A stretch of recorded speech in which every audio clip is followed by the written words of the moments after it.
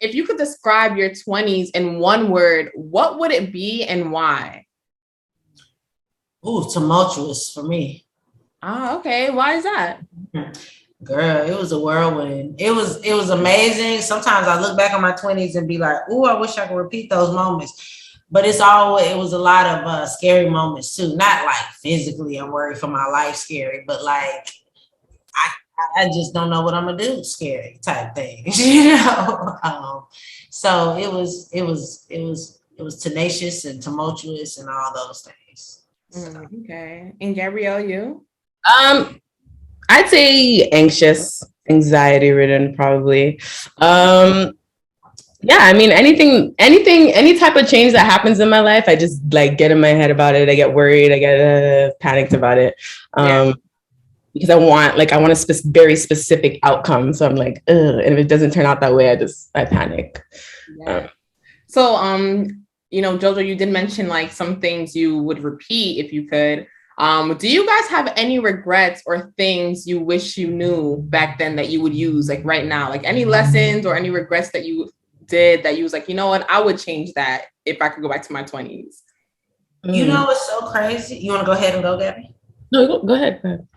What's crazy is I look back on my 20s and sometimes I think, oh, I would tell myself this or that, but I wouldn't change anything because I think to myself, if I had told myself, don't stress about that, don't do this, don't do that, I might have gotten too lax. Like sometimes I'm like, maybe I needed to stress, so I got a fire lit under me, you know what I'm saying? But it's that duality of also like, I wish I just had done it without the stress though, but would I have done it without the stress? I don't know. You get what I'm saying? Like, I don't even know if I know my younger self enough to say I would have still moved with the same intent without the anxiety of whatever was pushing me to get there. But I do recognize that in those situations, some people either like just stop, they get to the point where they're like anxiety and the unsureness of life is just makes them just stop pursuing whatever they want to do, or it pushes you to push through that. So either way, I'm just like, was it necessary? I don't know. So part of me, I don't think I would change anything, even though I look back and be like, I wish I could go hug myself and just push myself away. Come here, and then get back to it. Oh, I think I would do the same. I think I would hug myself and like just whisper, like, just be patient. But also like, I think I would tell myself to maybe get out of my comfort zone a little bit more because I feel like there's things that I struggle with now. Maybe it's just an idea. And I'm like, I feel like I shouldn't be struggling with this. And I'm almost 30 years old. And I felt like if I pushed myself more when I was younger, got out of my comfort zone more, I maybe would have been more comfortable with doing it or doing those things at my age. So a little hug, some self-love, and some whispers of motivation. Yeah. For sure. So last season, as we watched, actually, this is a question for Jojo really quick. As we watched Hattie honestly, as we watched both of you guys hustle to get your job, but Hattie, more specifically, you were trying to secure that writing job as well, pre-pandemic. I wanted to ask, like, a lot of individuals now in their 20s are hustling within a pandemic. So will we be seeing kind of this new season showcasing any similarities to our new reality? Nah, no. Yeah,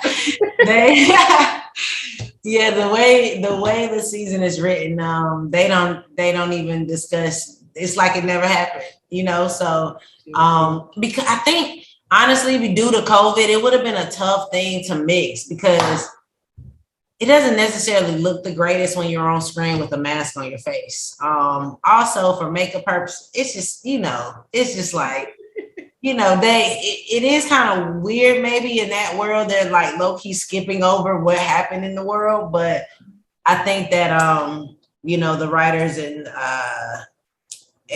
maybe even Lena and Susan, I think that they just wanted to not remind people of that time, because we were coming right out of it, So no references to the pandemic in this season.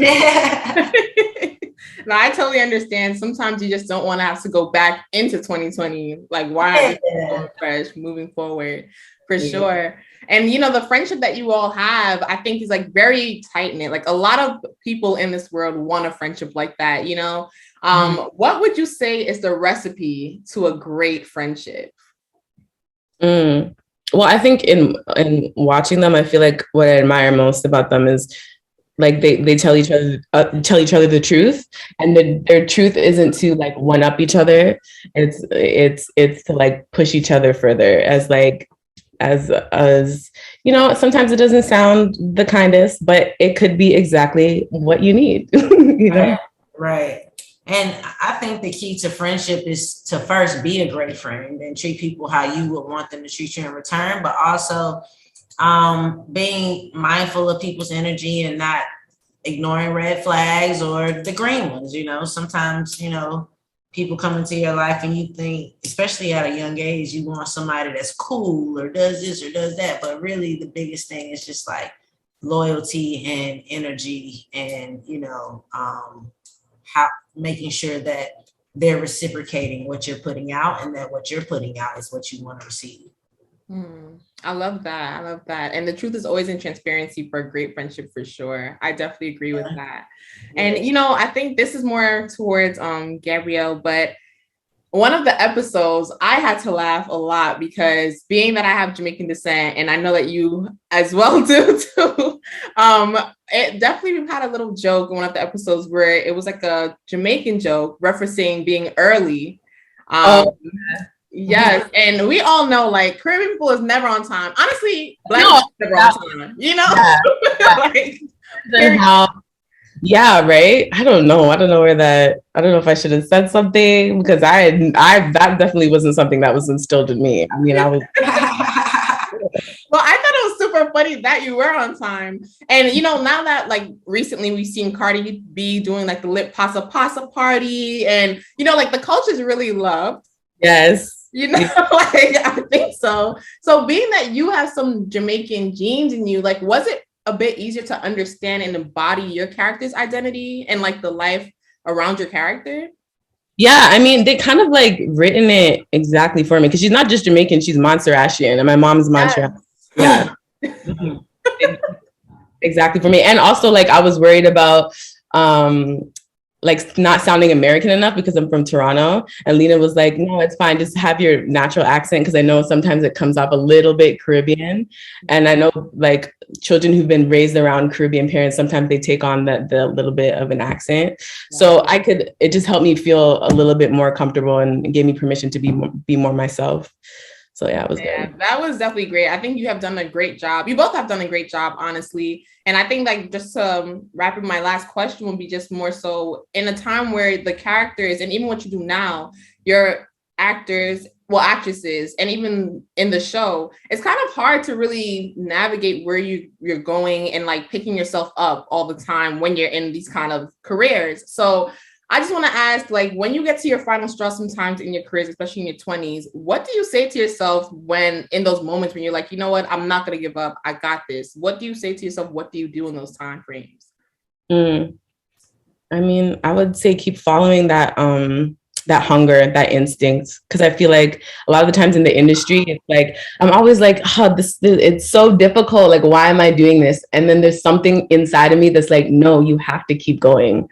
And so use that as a compass and continue to follow it as hard as it gets, because it's there for a reason.